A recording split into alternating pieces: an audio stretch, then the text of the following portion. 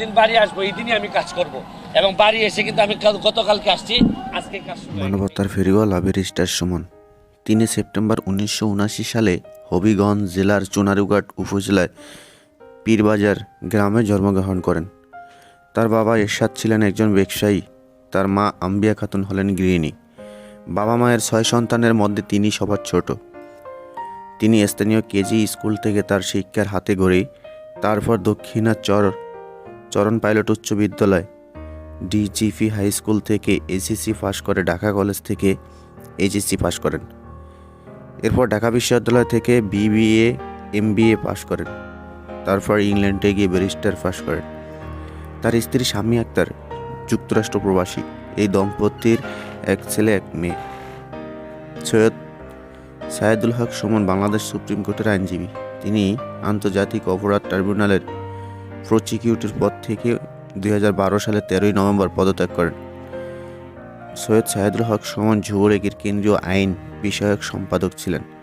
তিনি স্বতন্ত্র প্রার্থী হিসেবেও দ্বাদশ জাতীয় সংসদ নির্বাচনে হবিগঞ্জ ৪ আসনে ৯৯,৫৫৬ ভোটের ব্যবধানে বিজয়ী হন। তার নিকটতম প্রতিদ্বন্দ্বী ছিলেন মাহবুব আলী। আমি এতটাই অসহায় ছিলাম যে আমার ভাবা জানাজা আসার জন্য আমার টিকিটের টাকাটা পর্যন্ত ছিল না।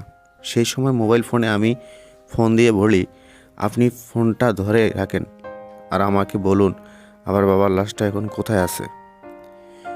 প্রত্যুত্তরে তিনি বলে, এখন খবরের ফাঁসে আছে, নিচে নামাচ্ছি, মাটি দিচ্ছি। এভাবেই আমি আমার বাবার দাফনে অংশ নেই।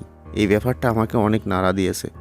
তখন থেকে আমি সংকল্প করেছি যে টাকার পিছনে ছুটব না, সমাজের কল্যাণে নিজেকে নিয়োজিত রাখব।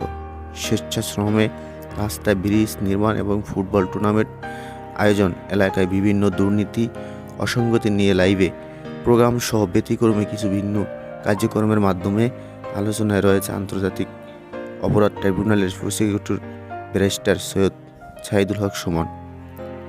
সরেজমিনে তার নির্বাচনী এলাকা ঘুরে জানা যায়, এলাকার যুব সমাজকে সঙ্গে নিয়ে মানুষের ভোগান্তি লঙ্ঘনে একমাত্র স্বেচ্ছাশ্রমে তিনি ২১টি ব্রিজ ও ৫টি রাস্তা নির্মাণ করেছেন। ব্যক্তিগত অর্থ ও শ্রমের দ্বারা সংস্কার করেছেন আরও ৪০টি রাস্তা। সেই হিসাব শুধু বিগত জাতীয় নির্বাচন আগ পর্যন্ত, এরপরের হিসাবে আরও বেড়েছে। ক্রীড়াঙ্গনে উন্নয়নে তিনি শিশুদেরকে ১,০০০ খেলার সামগ্রী বিতরণ, ৫টি খেলার মাঠ ও মেরামত, বঙ্গবন্ধুর নামে ৫টি ফুটবল টুর্নামেন্ট আয়োজন করেন। চা শ্রমিকদের জীবনমান উন্নয়নে বিভিন্ন আর্থিক সহযোগিতা ও শিল্প বস্ত্র বিতরণ করেন সুমন। তিনি গ্রাম পুলিশের বেতন ভাতা এবং ডিজিটালাইজেশনের স্বার্থে ১০০টি মোবাইল ফোন প্রদান করেন। ব্যারিস্টার সুমন হক জানান, ১৮ বছর ধরে আমি এলাকার উন্নয়নে সংকীর্ণভাবে কাজ করে যাচ্ছি। মানুষের কল্যাণে কাজ করাকে আমি ইবাদত মনে করি। নিজের পেশা থেকে অর্জিত অর্থের সিংহভাগই আমি ব্যয় করি সাধারণ মানুষের কল্যাণে। আমার ভাগ্য ও গন্তব্য নিজের সফলতা দিয়ে মৃত্যুর আগ পর্যন্ত জন্মভূমি ও এর বাইরে উন্নয়নে সর্বসাধ্য দিয়ে চেষ্টা করা, যেন একজন ওয়ান ম্যান আর্মি। সুমন হবিগঞ্জের চুনারুঘাটের ছেলে সাইদুল হক। তিনি উপজেলায়, তারপর ঢাকা বিশ্ববিদ্যালয় এবং দেশের বাইরে পড়াশোনা শেষ করে বর্তমানে আইনজীবী পেশায় নিয়োজিত আছেন। উপজেলায় নিজের স্কুলে গিয়েও একটি লাইভ করেন। এই স্কুলে যে শিক্ষার্থী ব্যারিস্টার হবেন তাকে একটি গাড়ি কিনে দেওয়ার প্রতিশ্রুতি দিয়েছেন লাইভে। পরবর্তী ব্যারিস্টার পেতে কমপক্ষে ১০ বছর অপেক্ষা করতে হবে।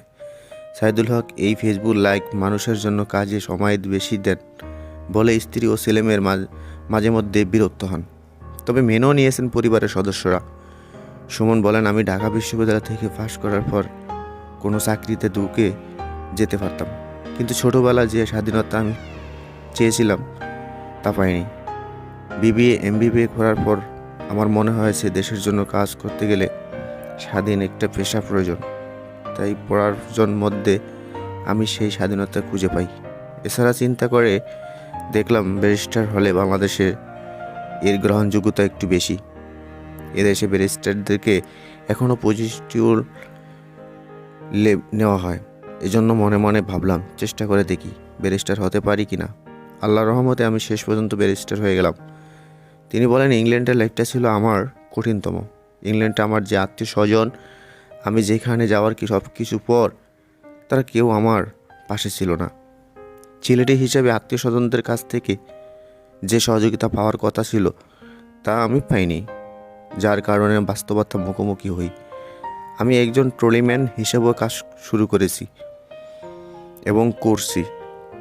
আমাদের দেশে যাদেরকে আমরা কুলি বলি, সেই কুলির কাজও আমি করেছি। বিমানবন্দরে যখন ভিআইপিরা ট্রলি ফেলে রেখে যেতেন, ট্রলিগুলো নিয়ে এসে এক জায়গায় রাখতাম। আমি কুলির কাজ করেছি, এটা সব সময় বলি, স্বীকার করি। আমার কাছে মনে হয় আমি যদি চুরি না করি, কারো হক নষ্ট না করি, তাহলে কোনো কাজই ছোট না। আবার ড্রাইভিং করতাম। এসব কাজ করে কিছু টাকা জমাই। 2008 সালে বার 8 ল করতে শুরু করি। ব্যারিস্টার সুমনের গল্প যদি ভালো লাগে তো প্লিজ চ্যানেলটি সাবস্ক্রাইব করবেন। আসসালামু আলাইকুম।